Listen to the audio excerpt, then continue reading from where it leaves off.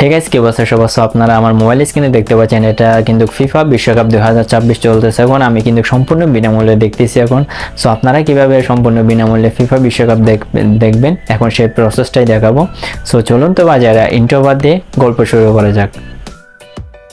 So প্রথমত আপনারা চলে যাবেন হচ্ছে ক্রোম ব্রাউজারে। এই যে দেখতে পাচ্ছেন ক্রোম ব্রাউজার, এখানে ক্লিক করবেন। সো ক্রোম ব্রাউজার আসার পরে যেখানে দেখতে পাচ্ছেন সার্চ অপশন, সিম্পলি ভাবে এখানে ক্লিক করে দিবেন। এখানে ক্লিক করে দেওয়ার পর আপনারা এখানে লিখে দিবেন হচ্ছে বিটিভি ডট।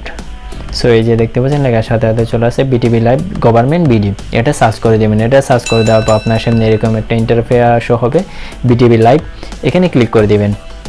সো আপনারা অনেকে জানেন হচ্ছে বাংলাদেশ কিন্তু ফিফা টুর্নামেন্টের রাইটটা কিনে নিয়েছে, যে সম্প্রচারের লাইভ সেটা কিন্তু কিনে নিয়েছে। সেক্ষেত্রে বিটিভিতে কিন্তু ঢুকলেই কিন্তু আপনারা লাইভ সম্প্রচার ফিফা বিশ্বকাপ দেখতে পারবেন। সো এই ক্ষেত্রে এখানে ক্লিক করে দিবেন। এখন দেখুন এখানে ক্লিক করে দিবেন, এই যে উপরে দেখতে পাচ্ছেন এখন দেখুন, এখানে একটা সিম্পলিভাবে ক্লিক করে দিবেন।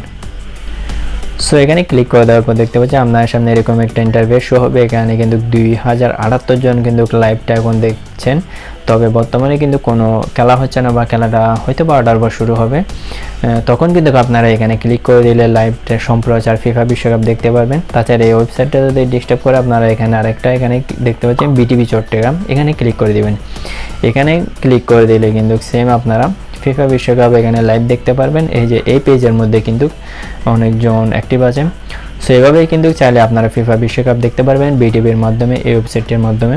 তবে এই ওয়েবসাইটে যদি বা বিটিভিতে যদি কোনো সমস্যা হয়, সেক্ষেত্রে আমার চ্যানেলে চলে যাবেন। চ্যানেলে গিয়ে এই ধরনের ফিফা বিশ্বকাপ কীভাবে দেখবেন সেক্ষেত্রে আরও নতুন ওয়েবসাইট বা অ্যাপ সম্পর্কে আপনাদের সন্ধান দেওয়া আছে। সো এই ছিল আজকে ভিডিও। পরবর্তী কোনো নতুন ভিডিওতে দেখা হচ্ছে। সে পর্যন্ত ভালো থাকবেন, সুস্থ থাকবেন, চ্যানেলটা সাবস্ক্রাইব করে পাশে থাকবেন।